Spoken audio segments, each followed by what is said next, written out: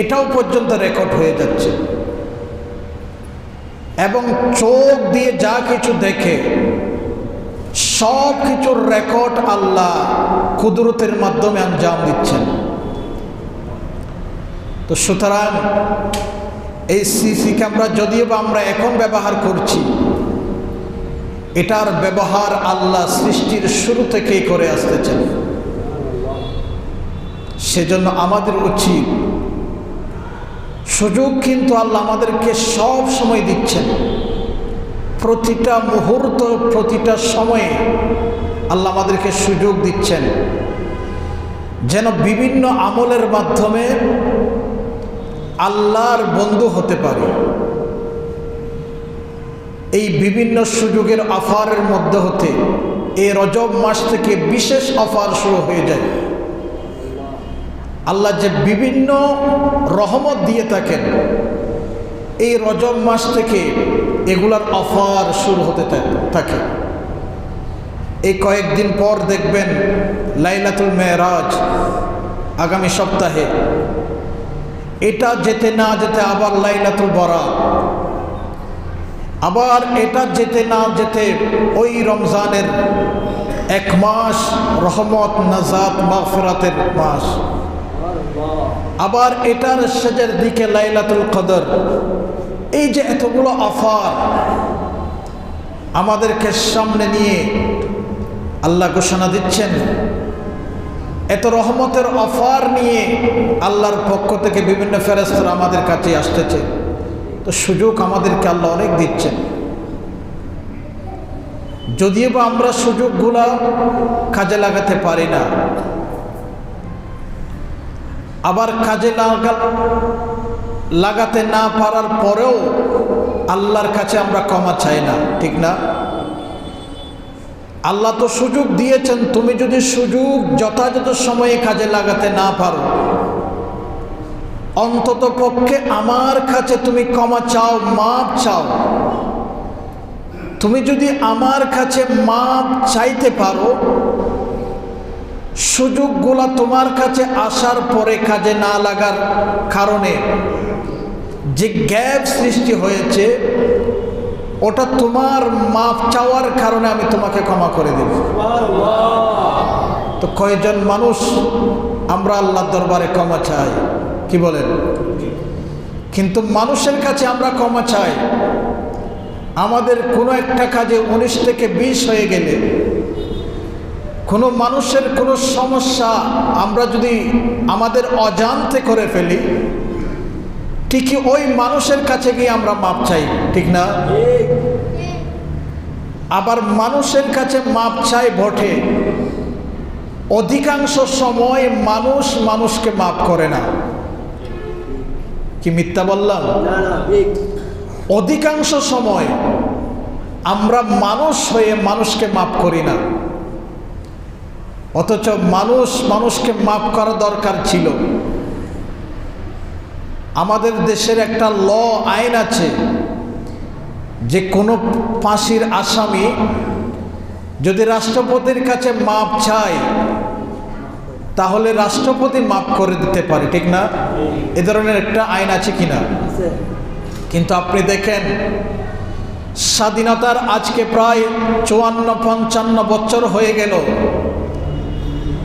আমার মনে হয় এই 54-55 বছরে রাষ্ট্রপতি 54-55 জন মানুষকে ফাঁসির আসামিকেও মাফ করেছে কিনা আমার জানা নাই, ঠিক না? কি বলেন? আপনাদের জানা আছে কিনা আমি জানি না। এই 54 বছরে 54 জনকে রাষ্ট্রপতি ফাঁসির আসামিকে মাফ করেছে, এরকম রেকর্ড আমার মনে হয় না বাংলাদেশের ইতিহাসে আছে। অথচ তিনিও তো মানুষ, কি বলেন? কিন্তু আল্লাহর কাছে যদি মাপ চান, আল্লাহ ঠিকই মাফ করে দিবেন। এটা শুধু মাফ করবেন না, এটা যে মাফ করেন এটা কোরআনের আয়াতের মাধ্যমে আল্লাহ আমাদেরকে বুঝিয়েছেন। আল্লাহ আমাদেরকে যে মাফ করেন, এটা কোরআনের বিভিন্ন আয়াত দিয়ে আল্লাহ আমাদেরকে বুঝিয়েছেন। ইয়া কওম ইস্তাগফিরু রাব্বাকুম ইন্নাহু কানা গাফফারা। ও আমার কওম, আমার জাতি, নবীজির মাধ্যমে আল্লাহ বলেছেন ইস্তাগফিরু রাব্বাকুম, তোমরা তোমার প্রভুর কাছে মাপ চাও, কেননা ইন্নাহু কানা গাফফারা, আল্লাহ হচ্ছেন গফুর গফফার। আল্লাহর নাম গফফার হলো কেন? কারণ আল্লাহ বান্দার গুনাহকে ক্ষমা করেন। গুনাহ তাওবা আল্লাহ কবুল করেন, গুনাহকে ক্ষমা করেন, বিদায় আল্লাহর নাম গফফার হয়েছে। ওয়াস্তাগফিরহু ইন্নাহু কানা তাওয়াবা, তোমরা আল্লাহর কাছে ইস্তিগফার করো, ইন্নাহু কানা তাওয়াবা, কেননা উনি তাওবা কবুলকারী, ইস্তিগফার কবুলকারী। সুবহানাল্লাহ। তো মানুষ মানুষকে ক্ষমা করছে না, তো আল্লাহ ক্ষমা না করলে আল্লাহর অসুবিধা কি ছিল? আল্লাহ মাফ করতে হবে এমন কোনো কথা আছে? কারণ আল্লাহ তো সৃষ্টিকর্তা, আল্লাহ তো রিজিক দাতা, আল্লাহ তো আমাদের পালন কর্তা। 24 ঘন্টা আমাদেরকে সুরক্ষা দিচ্ছেন আল্লাহ। আল্লাহ এত সুযোগ আল্লাহ আমাদেরকে দিচ্ছেন, এত রহমত দিচ্ছেন। আল্লাহ তো চাইলে মাফ নাও করতে পারতেন। দুনিয়ার মধ্যে কোনো মানুষ যদি আপনার প্রতি সহনশীল হয়, আপনাকে পালে, আপনার সব কিছু বহন করে, তার সামান্য ভুল করলে সে ক্ষমা করতে চায় না। সে বলে তোমার সব কিছু আমি বহন করছি, সব কিছুর দায়িত্ব আমি নিয়েছি, অথচ তুমি আমার নাফরমানি করতেছ, আমার সাথে বেয়াদবি করতেছ, আমি তোমাকে ক্ষমা করব না। তুমি ক্ষমা চাইলেও আমি ক্ষমা করব না। কিন্তু আল্লাহ কোনো জায়গায় এই কথা বলেন না। অথচ মানুষকে যেভাবে রহম করেন, বান্দার প্রতি আল্লাহর রহম তার চেয়ে অনেক কোটি গুণ বেশি, ঠিক না? কিন্তু সেই আল্লাহ কোনোদিন আমাদেরকে নৈরাশ করে এই কথা বলেন নাই, বান্দা তুমি আমার নাফরমানি করছো, নামাজ পড়তেছো না, তুমি হাজারো ক্ষমা চাইলে আমি ক্ষমা করব না, এ ধরনের কথা আল্লাহ বলেন না। আল্লাহ বলেন তুমি এখন নামাজ পড়তেছো না, বুঝতেছো না, তোমার এই মুহূর্তে বুঝ এসে গেছে, তুমি সাথে সাথে আমার দরবারে ক্ষমা চাও, আমি তোমাকে ক্ষমা করে দিব। তো আমরা সিস্টেমটা জানি না। সুযোগ কিন্তু আমাদেরকে বিভিন্নভাবে দিয়েছেন, সুযোগ আল্লাহ আমাদেরকে বিভিন্নভাবে দিয়েছেন। সেই জন্য তো আল্লাহ বলতেছেন মা গাররাকা বিরাব্বিকাল কারীম, তোমার কি হলো, তুমি করুণাময় আল্লাহর তোমার প্রভুর কাছ থেকে অনেক দূরে চলে গিয়েছ। মা গাররাকা বিরাব্বিকাল কারীম, এত পরম এত করুণাময় প্রভুর কাছ থেকে তুমি অনেক দূরে সরে গিয়েছ। কি কোন কাজে, কোন জিনিস তোমাকে তোমার প্রভু থেকে এত দূরে সরিয়ে রেখেছে? আল্লাহ আফসোস করে বলতেছেন মা গাররাকা বিরাব্বিকাল কারীম। অথচ তোমার এই 60-70 বছরের জীবনের বিনিময়ে তোমাকে আল্লাহ সারা জীবনের জান্নাত দিবেন। এটা 2-4-5 কাঠার জান্নাত নয়। আমরা তো 2-4 কাঠার জন্য দুনিয়াতে কত কিছুই না করছি, কত মানুষ মারছি, মানুষের সাথে কত বেয়াফাই করতেছি, মানুষের হক নষ্ট করতেছি 2-4-5 কাঠার জন্য, ঠিক না? অথচ আপনার 60-70 বছর এই ছোট্ট জীবনের বিনিময়ে আল্লাহ আপনাকে সারা জীবনের জান্নাত উপহার দিবেন।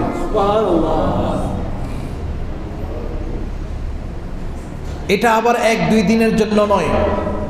60 বছরের জিন্দেগি, যদি 60 বছরের জিন্দেগির বিনিময়ে যদি 60 বছর জান্নাত দিত তাহলে কথা ছিল, ঠিক না? যদি এর ডবল 120 বছর দিত তাহলে একটা কথা ছিল, এটা আপনাকে সারা জিন্দেগি ভরের জন্য জান্নাত দিয়ে দিবে। এবং শুধু সারা জিন্দেগি ভরের জন্য নয়, এটা সম্পূর্ণ একটা রাজত্বের মতো জান্নাত দিয়ে দিবে। এই বাংলাদেশের সম পরিমাণ জান্নাত নয়, আপনাদেরকে জান্নাত আগে শুনিয়েছিলাম। একটা পুরা রাজত্বের সমান বিশ্ব থেকে আরো বড় জান্নাত আপনার বাগের মধ্যে পড়বে। তা আপনাকে খাটনি করাচ্ছে কয় বছর? 60 থেকে 70 বছর। এই 60-70 বছরের সুযোগ কিন্তু আমরা নিচ্ছি না। সেই জন্য আল্লাহ আমাদেরকে বোকা বলেছেন, বোকা। যে আমার বান্দার মতো বোকা তো আর নাই। সেজন্য কোরআনের মধ্যে জালুমান যেভাবে বলেছেন, জাহুলা বলেছেন, জালুমান জাহুলা। আমার বান্দারা সবচেয়ে বড় বোকা, জাহুল শব্দ ব্যবহার করেছেন। কারণ সুযোগ তো বেশি দিন আমাদেরকে এই কাজ, এই কর্ম, এই ডিউটি আমাদের কাছ থেকে বেশি দিন নিচ্ছেন না, সামান্য সময় নিচ্ছেন। এরপরেও আল্লাহ বলতেছেন সামান্য সময় তোমার ডিউটি, এটার মাধ্যমে সারা জিন্দেগিভর রাজত্ব সম পরিমাণ জান্নাত তুমি নিতে পারতেছ না। তোমার মতো বড় বোকার কে হতে পারে? তোমার মতো বড় বোকার কে হতে পারে? অনেক সময় আমাদের মা বাবা সন্তানকে বলে, তুই যে আমার সন্তান, আমাদের সন্তান, আমার সন্তান, তুই কি করে হলি? তুই এত বোকার মতো কাজ কিভাবে করলি? এরকম বলি না আমরা? আমাদের মা বাবারা সন্তানকে এভাবে বলেন না? এত বোকা কিভাবে হলি তুই? আমার সন্তান হিসাবে কিভাবে পরিচয় দিচ্ছিস? তা আল্লাহ বলতেছেন তুমি আমার বান্দা হয়ে এত বোকা কিভাবে হলা? জাহুলা শব্দ ব্যবহার করেছেন। আবার জালুমা বলেছেন, যে নিজের ভালো মন্দ নিজে বুঝে না, নিজের নফসের উপর নিজে অত্যাচার করে, সে বড় জালেম। আমরা তো নিজের নফসের উপর নিজেরাই অত্যাচার করতেছি, অথচ 24 ঘন্টা আমাদেরকে সুরক্ষা দিচ্ছেন কে? আল্লাহ দিচ্ছেন। এত কিছু করার পরেও মাঝে মধ্যে না, প্রত্যেক দিন দৈনিক জমিন আল্লাহকে ফরিয়াদ করে, আল্লাহর কাছে ফরিয়াদ করে, ফেরেশতারা আল্লাহর কাছে ফরিয়াদ করে, সমস্ত সৃষ্টি আল্লাহর কাছে ফরিয়াদ করে। কি ফরিয়াদ করে জানেন? বলেন আলা কুল্লা ইয়াউমিন ওয়াল আরদু তাস্তাআদিলু রব্বা, আলা কুল্লা ইয়াউমিন ওয়াল আরদু তাস্তাআদিলু রব্বা আন তুহলিকা বনি আদামা। প্রত্যেক দিন জমিন আল্লাহকে বলে, হে আল্লাহ, তুমি এখন আমাকে হুকুম দাও, তোমার বান্দাদেরকে আমি জমিনের মধ্যে ধ্বংস করে দেব। ফেরেশতা আল্লাহকে ফরিয়াদ করেন, আল্লাহ আমাকে এখন সুযোগ দাও, হুকুম দাও, তোমার বান্দাদেরকে এখন ধ্বংস করে দিই। তাদেরও যুক্তি আছে। তারা বলে, আল্লাহ মেধা তুমি দিয়েছ তাকে, বিবেক তুমি দিয়েছ বান্দাকে, বুদ্ধি তুমি দিয়েছ তাকে, অথচ তোমার বিবেক, তোমার শিক্ষা, তোমার বুদ্ধি, তোমার জ্ঞান দিয়ে তোমার বান্দা প্রতিনিয়ত তোমার সাথে বেওয়াফাই করতেছে, তোমার নাফরমানি করতেছে। এখন সুযোগ দাও, এখন সময় হয়েছে, তাদেরকে মাটির মধ্যে মিশিয়ে দিই। আল্লাহ বলছেন না, এটা আমার বান্দা। এই বান্দাগুলা যদি তোদের হতো, ফেরেশতাদেরকে বলে এই বান্দাগুলা যদি তোদের হতো তাহলে আমি কোনো কিছুই বলতাম না। যেহেতু আমার কুদরতের হাতে সাজানো বান্দা, সুতরাং বান্দাকে আমি সুযোগ দিব শেষ পর্যন্ত। আমি চাইব আমার বান্দা আমার কুদরতের পায়ে সিজদায় পড়তেছে কিনা, তার দেহ থেকে নিঃশ্বাস ত্যাগ হওয়ার আগ পর্যন্ত আমি আমার বান্দাকে সুযোগ দিতে চাই। যতদিন পর্যন্ত বান্দা আমার থাকবে ততদিন পর্যন্ত আমার বান্দাকে বিনষ্ট করার সুযোগ আমি তোদেরকে কোনো দিন দিব না। বলেন এর চেয়ে বড় সুযোগ আমাদের কাছে আর কি আছে? মানুষ হয়ে মানুষকে এত সুযোগ দিবেন না, যেটা প্রভু হয়ে বান্দাকে প্রভু সুযোগ দিচ্ছেন। সুতরাং রজব মাস আগেই বলেছিলাম বড় একটা সুযোগ নিয়ে আমাদের মাঝে উপস্থিত হয়েছে। আমাদের উচিত এই রজব মাসে বিভিন্ন ইবাদতের অফার যেগুলো বলেছিলাম এগুলো করা। এই সুযোগগুলো এই রজব, শাবান, লাইলাতুল মেরাজ, লাইলাতুল বারাত, লাইলাতুল কদর, রমজান, রমজানের রহমত, নাজাত, মাগফিরাত, এগুলো কে দিয়েছেন আমাদেরকে? আল্লাহ। বলেন না, বড় আওয়াজে বলেন না। আল্লাহ বললে 40 নেকি, আল্লাহ বললে গুনাহ নাই। আমরা তো আল্লাহও বলতে জানি না। আপনাদেরকে নতুন একটা তথ্য দিই। আমেরিকার একজন গবেষক, তিনি গবেষণা করতে করতে এটার উপর সিদ্ধান্ত নিয়েছেন যে মুসলমানদের হার্টের রোগ কিভাবে হয় সেটা আমার বুঝে আসে না। যারা মুসলিম, মুসলমানদের হার্টের অসুখ কিভাবে হয়, হৃদরোগ কিভাবে হয়, এটা আমার বুঝে আসে না। কারণ মুসলমান তাদের প্রভু আল্লাহকে যদি সঠিকভাবে ডাকতে পারে, তাহলে যেই ব্যক্তি দৈনিক সঠিক নিয়মে সামান্য সময় হলেও যদি আল্লাহকে আল্লাহ ডাকার মতো যদি ডাকতে পারে, ওই মুসলমানের কোনো দিন হৃদরোগাক্রান্ত হবে না। কারণ আল্লাহ বলতে আমাদের কলবের মধ্যে একটা ধাক্কা লাগে। আল্লাহ, এই আল্লাহ শব্দ যখন আমরা বলি, আমাদের হৃদয়ের মধ্যে, আমাদের কলবের মধ্যে, আমাদের হার্টের মধ্যে যে সমস্ত ময়লা আছে, যে সমস্ত রোগ আছে, আল্লাহ শব্দ ডাকার ধাক্কা খাওয়ার সাথে সাথে ওই রোগগুলো ওখান থেকে বেনিশ হয়ে যায়। তো সেজন্য বলছি, আমরা মুসলমান, আল্লাহ কিভাবে ডাকতে হয় সেটাও আমরা জানি না। এখানে যদি ব্ল্যাক বোর্ড থাকতো আপনাদেরকে দেখাতে পারতাম। আল্লাহ শব্দ লিখতে হার্টের মতো মনে হয়। মানুষের হার্ট আছে না, হার্ট, এটা দেখতে যেরকম, আল্লাহ শব্দ লিখতে নকশাটাও সেই রকম। যদি আপনি আল্লাহ লেখার সময় আলিফের মাথাটা যদি একটু ধনুকের মতো বাঁকা করে দেন এবং লাস্টে গিয়ে হাটা যদি একটু হায়ের মাথা একটু উপরে তুলে দেন, এটা একটা হার্টের মতো হয়ে যাবে। তো এই আল্লাহ শব্দ যদি আমরা বলার মতো দৈনিক নিয়ম অনুসারে যদি আল্লাহকে ডাকতে পারতাম, তাহলে মুসলমানের কোনো মানুষের হার্টের অসুখ হতো না। এটা আমার কথা নয়, এটা আমেরিকার একজন ডাক্তারের গবেষণা। যদিও বা এটা প্রকাশ হচ্ছে না, কারণ তারা তো বিধর্মী, এগুলো প্রকাশ করবে না।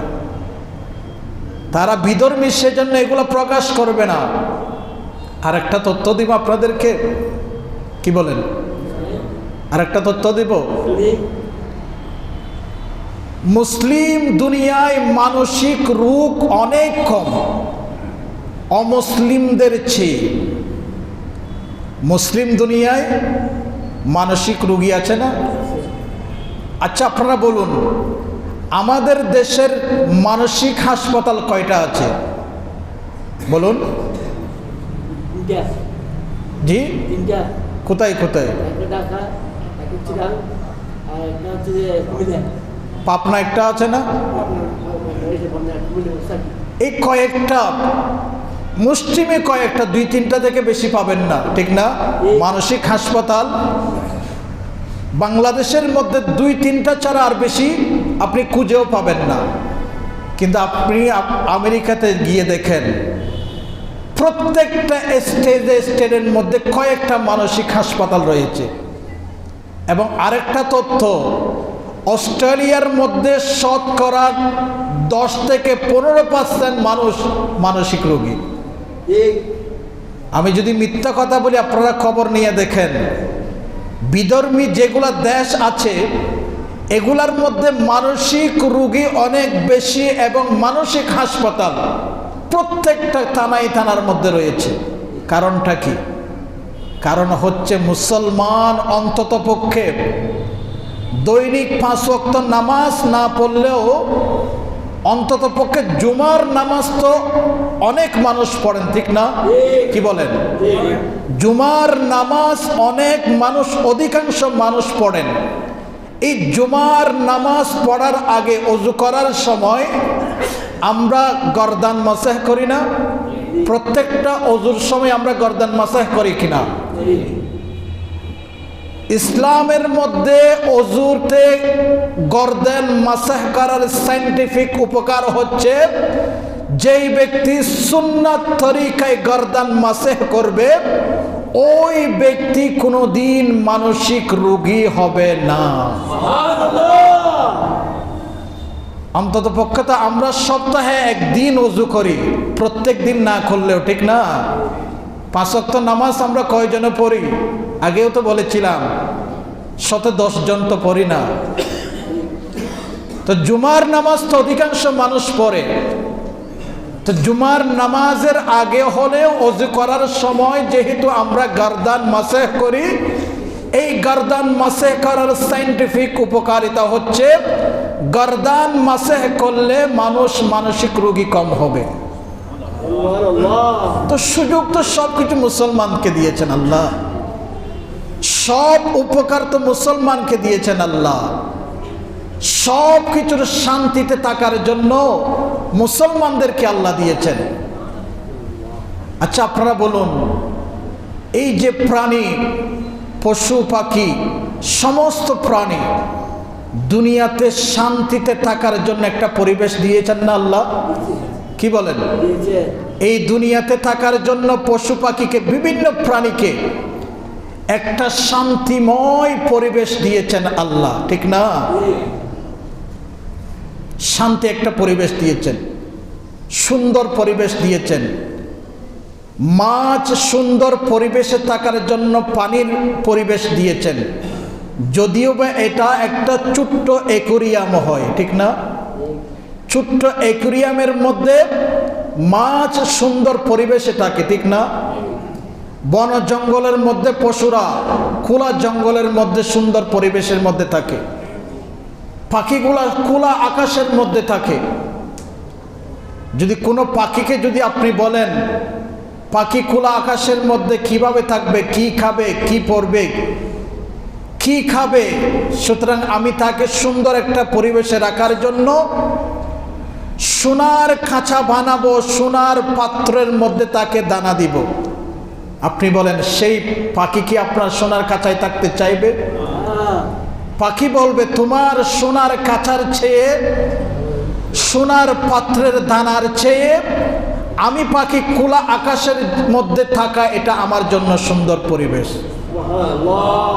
তো প্রত্যেকটা কিছুর, প্রত্যেকটা প্রাণীর, প্রত্যেকটা পশু পাখির জন্য দুনিয়াতে বসবাস করার জন্য আল্লাহ সুন্দর একটা পরিবেশ দিয়েছেন, ঠিক না? আমরা তো মানুষ, সৃষ্টির সেরা জীব। সমস্ত সৃষ্টি থেকে আমাদের মর্যাদা কম নাকি বেশি? আশরাফুল মখলুকাত বলা হয়েছে আমাদেরকে, সৃষ্টির সেরা জীব বলা হয়েছে। আচ্ছা আপনারা বলুন, পশু পাখি যদি দুনিয়ার পরিবেশের মধ্যে সুন্দরভাবে থাকতে পারে, আমি সৃষ্টির সেরা জীব হয়ে আমি দুনিয়ার মধ্যে কি সুন্দর পরিবেশে থাকতে পারি না? কি বলেন? কিন্তু আমরা কোনোদিন কি চিন্তা করেছি যে আমি যে দুনিয়ার মধ্যে সুন্দরভাবে চলবো, সুন্দর পরিবেশে থাকব, এটা কিভাবে থাকব, এই জিনিসটা কোনোদিন আমি কি আল্লাহকে জিজ্ঞেস করেছি? না।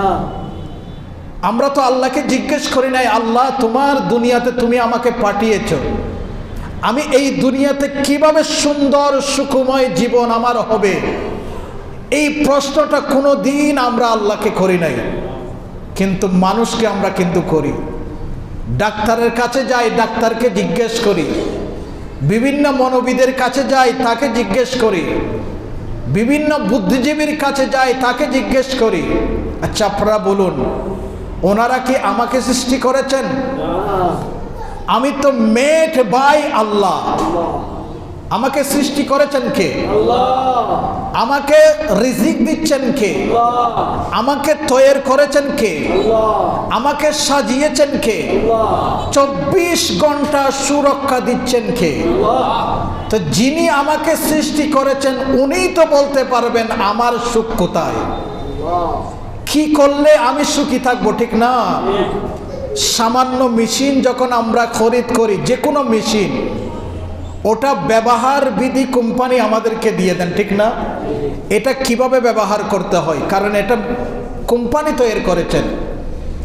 এটা সম্পর্কে জানতে হলে, এটা চালানোর সম্পর্কে জানতে হলে আমাকে কাকে জিজ্ঞেস করতে হবে? কোম্পানিকে জিজ্ঞেস করতে হবে, কারণ এটার মেট হচ্ছে কোম্পানি আর আমার মেট হচ্ছেন আল্লাহ। তো আমি কিভাবে চলবো এটা জিজ্ঞেস করতে হবে কাকে? আল্লাহকে। যদি সামান্য মেশিন চালানোর জন্য কয়েকজন ওয়ার্কারের প্রয়োজন হয়, আর মেশিন যদি একটু বড় হয় এটা রাখতেও অনেক জায়গার প্রয়োজন হয়, এবং এটা চালানোর জন্য অনেক মানুষের প্রয়োজন হয়, ঠিক না? আমার শরীর এটা সামান্য মেশিন নয়, এটা কয়েকটা মেশিনের সমষ্টি একটা মানুষ। আমার হাত এটা একটা মেশিন, আমার ব্রেন একটা মেশিন, আমার চোখ একটা মেশিন, আমার নাক একটা মেশিন, আমার জিহ্বা বাকশক্তি একটা মেশিন, আমার কান একটা মেশিন, আমার পা একটা মেশিন। আচ্ছা বলুন, এই যে এতগুলো মেশিন আল্লাহ আমার শরীরের মধ্যে ফিট করেছে, এটা কোনো সময় গোলযোগ, কোনো ধরনের ত্রুটি চালানোর মধ্যে বেশ কম দেখতে পাচ্ছেন আপনারা? হয়তো বিভিন্ন সময় রোগ হলে এটা অন্য কথা, কিন্তু শরীর যতদিন সুস্থ থাকে, শরীর সুস্থ থাকার সময় কোনো ধরনের ব্যতিক্রম আমাদের শরীরে হয় না। এটা চালাচ্ছেন কে? আর যদি এটা মানুষের উপর দায়িত্ব দেওয়া হতো, এই শরীর নামে মেশিনকে চালানোর জন্য যদি মানুষকে দায়িত্ব দেওয়া হতো, আমার মনে হয় কয়েক হাজার শুধু ওয়ার্কার লাগতো এই শরীরকে চালানোর জন্য, ঠিক না? সামান্য মেশিন চালানোর জন্য কয়েকজন মানুষ প্রয়োজন হয়, কয়েক শত মানুষের প্রয়োজন হয়। আর এত বড় একটা মেশিন আল্লাহ চালাচ্ছেন কোনো ধরনের ত্রুটি ছাড়া, কোনো ধরনের ত্রুটি ছাড়া চালাচ্ছেন। আল্লাহ চালাচ্ছেন। আল্লাহকে কোনো দিন জিজ্ঞেস করেছি, আল্লাহ তুমি তো মেশিন নামে শরীর আমাকে দুনিয়াতে পাঠিয়েছ, কোনো ধরনের ত্রুটি ছাড়া, কোনো ধরনের বিচ্যুতি ছাড়া, কোনো ধরনের গোলযোগ ছাড়া এই শরীরটাকে আমি দুনিয়াতে কিভাবে ঠিক রাখতে পারি, কোনো দিন আমরা আল্লাহকে জিজ্ঞেস করি নাই। অথচ আল্লাহ আজ থেকে অনেক বছর আগে, ১৫০০ বছর আগে আল্লাহ বলে দিয়েছেন আমাদেরকে, ইন্নাল্লাহ আস্তাফা লাকুমুদ্দিন। তোমার শরীর নামের মেশিনটাকে যদি তুমি নিখুঁত রাখতে চাও, দুনিয়ার পরিবেশে যদি শান্তি রাখতে চাও, তোমাকে একটা জিনিসের মোহতাজ হতে হবে, সেটা হচ্ছে দ্বীন, শরীয়ত, ইসলাম। ইন্নাল্লাহ আস্তাফা লাকুমুদ্দিন। তুমি যদি শরীয়ত মোতাবেক তোমার শরীরকে চালাতে পারো, তোমার জীবনকে পরিচালনা করতে পারো, তাহলে পশু পাখির জন্য যেমন দুনিয়াকে আমি সুন্দর পরিবেশ দিয়েছি, তুমি সৃষ্টির সেরা জীব, আশরাফুল মখলুকাত, তুমিও দুনিয়ার মধ্যে সুখী এবং শান্তিময় তোমার জীবনকে করতে পারবে। এটা আজকের কথা নয়, ১৫০০ বছর আগে আল্লাহ নবীজির মাধ্যমে আমাদেরকে বলে দিয়েছেন, কিন্তু এতে আমরা কেউ জানি না। কেউ আমরা শরীয়ত মোতাবেক আমাদের দিনকে পরিচালনা করতে চাই না।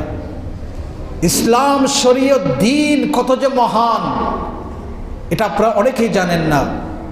ইতিহাস সাক্ষী আছে, আগের যুগের মুসলমানের পরিবেশে থাকার জন্য, মুসলমানের পরিবেশে, মুসলমানের সমাজে থাকার জন্য বিধর্মীরা তাদের ইনকামের ৬০ থেকে ৭০% ইনকাম মুসলমানদেরকে দিয়ে মুসলমানের পরিবেশে থাকতো।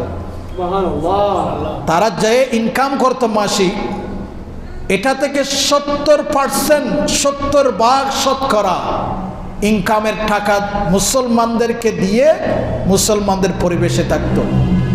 তাদেরকে জিজ্ঞেস করা হতো, তুমি এত টাকা 70 টাকা তুমি মুসলমানকে দিয়ে ফেলতেছ, 30 টাকা দিয়ে তুমি কিভাবে সমাজে বাস করবে? ওনারা বলতেছে, আমি এই 30 টাকা দিয়ে যদি মুসলমানের পরিবেশে থাকতে পারি, 30% যদি আমার থাকে, আমি সারা মাস খেয়ে দিয়ে আর একটা গাঁটটি আমার পক্ষে থেকে যাবে। কারণ মুসলমানের পরিবেশের মধ্যে এত বরকত, মুসলমানের পরিবেশের শরীয়তের মধ্যে এত বরকত, এটা আমরা বুঝতে পেরেছি বিদায় আমরা আমাদের ইনকামের 70% দিয়ে হলেও মুসলমানের পরিবেশে থাকতে চাই। তো আজকে মুসলমানদের বরকত উঠে গিয়েছে, মুসলমানের সমাজে মুসলমানদের উপর বরকত নাই। কারণ কি? আমাদের কাছে শরীয়ত নাই, আমাদের কাছে সুন্নাহ তরিকা নাই, যার কারণে আমাদের অভাব। সুতরাং আসুন, এই মাস থেকে কিন্তু বরকত শুরু হয়েছে। এই মাসে কয়েকটি কাজ আমি আগেও বলেছিলাম, বেশি বেশি দোয়া করবেন। আল্লাহুম্মা বারিক লানা ফি রজবিন ওয়া শাবান ওয়া বাল্লিগনা রমাদান। সব সময় এই দোয়াটি আল্লাহর দরবারে ফরিয়াদ করবেন, আল্লাহ বরকত দেন, বরকত দেন। এমন ভাবে বরকত দিবেন আপনি কল্পনাও করতে পারবেন না। সব সময় এই দোয়াটি করবেন। দ্বিতীয় নম্বর হচ্ছে বেশি বেশি ইবাদত, বন্দেগি, জিকির, আজকার, দরুদ শরীফ এই মাসের মধ্যে বেশি বেশি করবেন। তৃতীয় নম্বর হচ্ছে খারাপ অভ্যাস যা এতদিন ছিল আপনার কাছে, এগুলা ত্যাগ করে ফেলবেন, আর করবেন না বলে ওয়াদাবদ্ধ হবেন প্রভুর দরবারে। এবং ভালো ভালো আমলগুলা, সিফতে হামিদা ভালো আমলগুলা আপনি অভ্যাসে পরিণত করবেন। এই 4টি কাজ যদি করতে পারবেন, ইনশাআল্লাহুল আজিজ, আজকের জুমা থেকে আপনাকে গ্যারান্টি দিচ্ছি আপনার আর অভাব থাকবে না, আপনার পরিবারে আর অভাব থাকবে না, বরকত আর বরকতে ভরপুর হয়ে যাবে। আজকে থেকে এই আমল শুরু করে দেন। প্রথমে দোয়া করুন আল্লাহর দরবারে, এবং তাসবিহ, তাহলিল, ইবাদত, বন্দেগি, জিকির, আজকার, দরুদ এগুলার মাত্রা বাড়িয়ে দিন।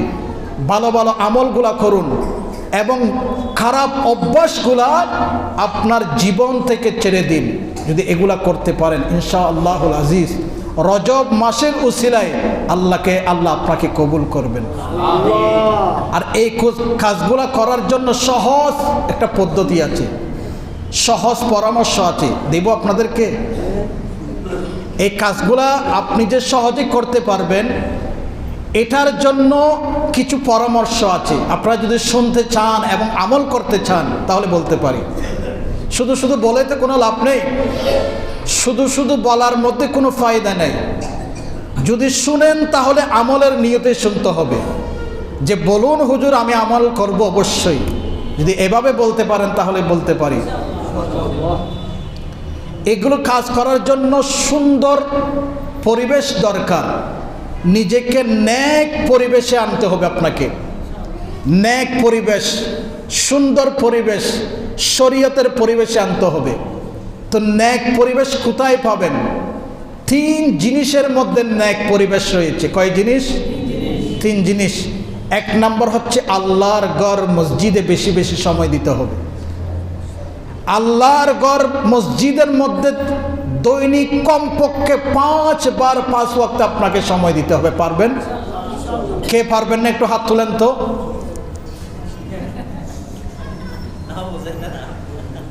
যারা পারবেন না তাদেরকে হাত তুলতে বলেছিলাম। যাই হোক, মসজিদের মধ্যে সব সময় কমপক্ষে দৈনিক 5 বার সময় দিবেন। পারবেন তো ইনশাআল্লাহ? এই রজব মাসকে সামনে রেখে, সামনে শাবান, এর সামনে রমজান, এই 3টা মাসকে সামনে রেখে আজ নিয়ত করুন জুমার দিনে আল্লাহর দরবারে, আল্লাহ এই মসজিদে অন্তত, এই মসজিদ বলে কথা নেই, তোমার যেখানে ঘর আছে দৈনিক কমপক্ষে 5 বার সময় দিয়ে 5 ওয়াক্ত নামাজ আদায় করব। এটা যদি করতে পারেন ইনশাআল্লাহুল আজিজ, আপনার প্রথম নম্বরের পরিবেশ আপনি করে ফেলেছেন। দ্বিতীয় নম্বর, আল্লাহর রাস্তায় সব সময় বেশি দিবেন। আল্লাহর রাস্তার মধ্যে অনেক কিছু আছে।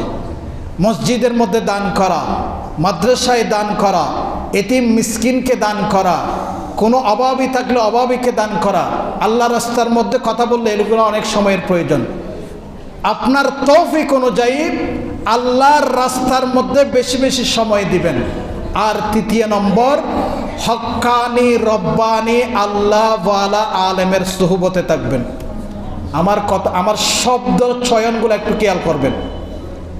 আমি শব্দ যেগুলো বলছি প্রত্যেকটা শব্দ একটু খেয়াল করবেন, তারপর বুঝে আসবে আমি কি বলেছিলাম। হক্কানি রব্বানি আল্লাহওয়ালা আলেমদের সুহবতে থাকবেন। আলেম তো অনেকেই আছে, আমি ওদিকে যাচ্ছি না। যে শব্দগুলো বলছি এগুলো খেয়াল করবেন। সময় অনেক হয়ে গেছে, এখন অনেক সময় অনেক অতিবাহিত হয়ে গেছে। তো কি বলেছিলাম, এই তিনটা যদি জিনিস আপনি করতে পারেন, এই পরিবেশে যদি আপনি থাকতে পারেন, ইনশাআল্লাহুল আজিজ এর আগে যে 4টা আমলের কথা বলেছিলাম, এই 4টা আমল আপনার কাছে করা অনেক সহজ হয়ে যাবে। সময় অনেক হয়ে গিয়েছে। আল্লাহ পাক সুবহানাহু ওয়া তাআলা আমাদেরকে এই আমলগুলো যথাযথভাবে করার তৌফিক দান করুন, আমিন। সাইফুল আলম ব্যক্তি এক লাইন শর্ট দিয়ে মাশাআল্লাহ। কারণ আসলে দিয়ে দোয়া চাই। আমার নামে নাম একজন জনাব সাইফুল আলম।